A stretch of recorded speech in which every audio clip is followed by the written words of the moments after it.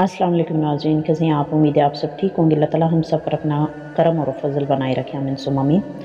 तत्माइनुल क़ुलूब के मफ़हूम से पहले दो बुनियादी असूल जो हर बंदा अपनी इस्लाह के लिए मद्देनज़र रखे तो बआसानी तरीके से क़ल्बी रद्द अमल को समझा जा सकता है।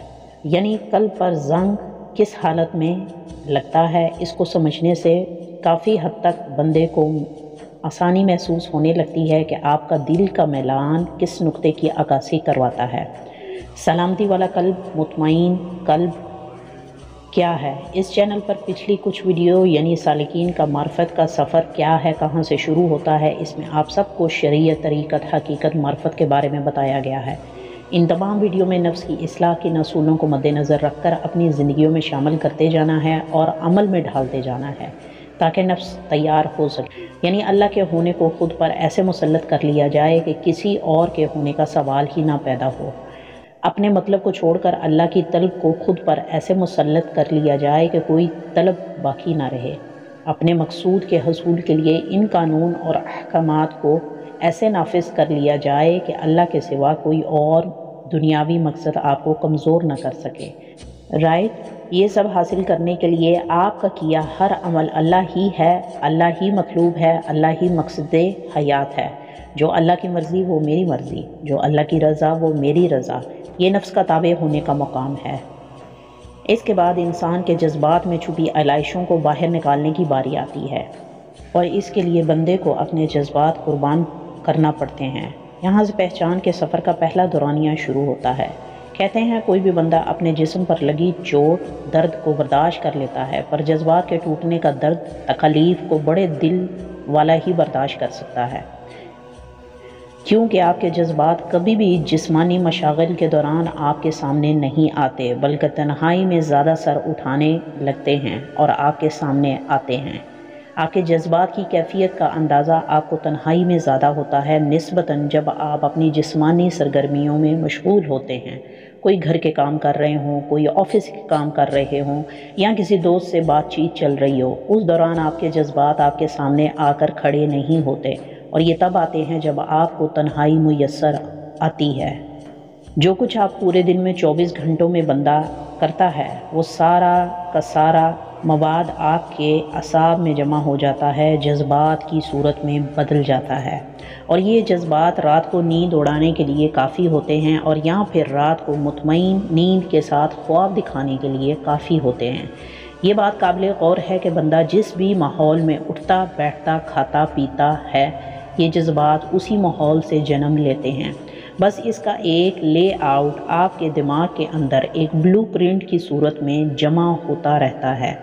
ये बात करने का मकसद ये नहीं कि जज्बात को ख़त्म करना है, बल्कि इसका मकसद आपके जज्बात के पैदा होने की वजह का तयन करना है। जिस तरह सालिकीन नफ्स की इस्लाह तरबियत करते हैं, ऐसे ही सालिकीन ख़ुद को जज्बाती पहलू से भी तैयार करते हैं और अपनी इस्लाह करते हैं, क्योंकि ये पहचान का सफ़र आसान नहीं है और पहचान के सफ़र में हक़ के सामने आ जाने पर तन मन दोनों की हालतों को मद्देनज़र रखना ज़रूरी होता है ताकि आप शहादत हक़ दे पाओ, ना कि जज्बात की लहरों में बहकर सरसरी अंदाज में कोई फ़ैसला ऐसा कर गुज़रो जो हक़ और बातिल में को समझे बग़ैर लिया गया हो। इसकी मिसाल मैं एक अपने ज़ाती मुशाहिदे से आपको देना चाहूँगी। मेरे वजीफ़े के मुकम्मल होने के बाद एक मुशाहिदा जो सिर्फ़ और सिर्फ आपके जज्बाती पहलू को समझाने के लिए अर्ज़ करना चाहूँगी ताकि आपकी इस्लाह हो सके, आपके क़ल्ब की इस्लाह हो सके। कहते हैं इंसान के दिल के अंदर जो भी जज्बात या ख्वाहिशात होती हैं, वो ख्वाहिशात उसकी ज़ुबान पे रद्द अमल की सूरत में ज़रूर ज़ाहिर होती हैं। इस मिसाल का मतलब आपको आपके जज्बात से आपका तारुफ़ करवाना है।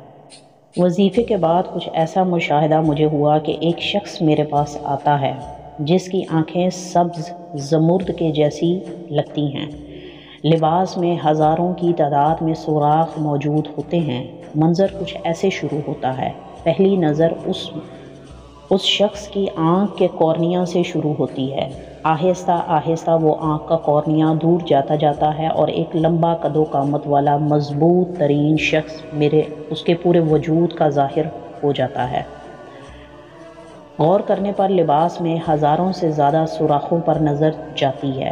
وہ تمام سوراخ جالی کا منظر پیش کر رہے ہوتے ہیں جن کے اندر سے زمرد رنگ یعنی سبز رنگ کی روشنی پھوٹ رہی ہوتی ہے، مانو کہ ہر سوراخ کے اندر کئی جہان واضح الگ الگ نظر آ رہے ہوں۔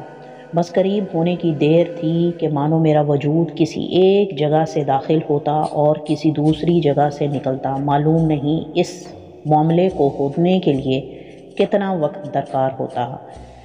اس شخص نے مجھ سے سوال کیا، اب سے تم جو بھی چاہو گی وہ تمہیں بنا مانگے دیا جائے گا اور اپنے آپ ملنے لگے گا؟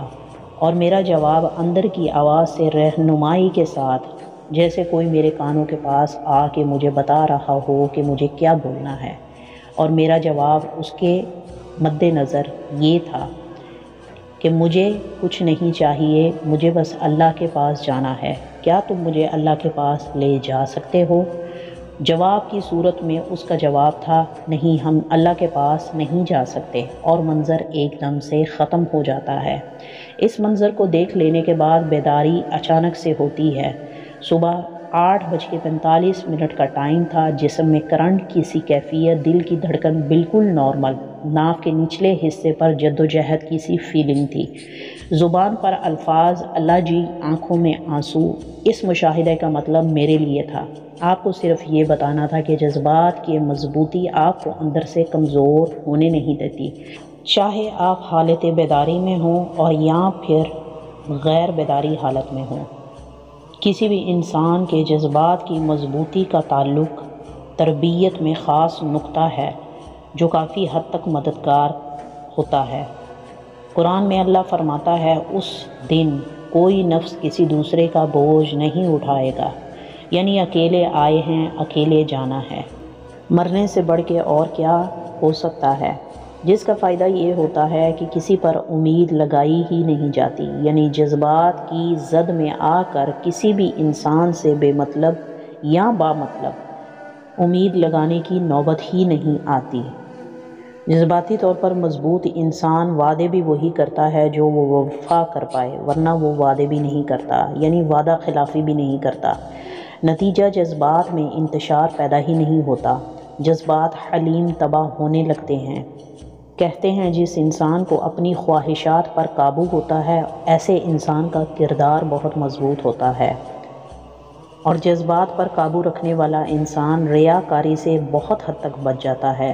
اور روحانیت میں سالکین کو اس کی تلقین بھی دی جاتی ہے کہ ریاکاری دھوکہ ہے جو پہلے خود بندے کو برباد کرتا ہے، پھر اس کے تمام اعمال کو برباد کر دیتی ہے، مانو جیسے کہ کوئی نیک عمل کیا ہی نہ ہو۔ سادہ الفاظ میں جذبات کیا ہیں؟ جذبات کسی بھی خیال کے ساتھ اپنا لگاؤ اتنا بڑھا لیا جائے کہ کسی بھی دنیاوی چیز ہو یا کسی انسان کے ساتھ کوئی تعلق ہو، اگر اس سے دوری کا امکان موجود ہو تو آپ اس کے بغیر مرنے اور جینے کا تصور ہی نہ کر سکیں۔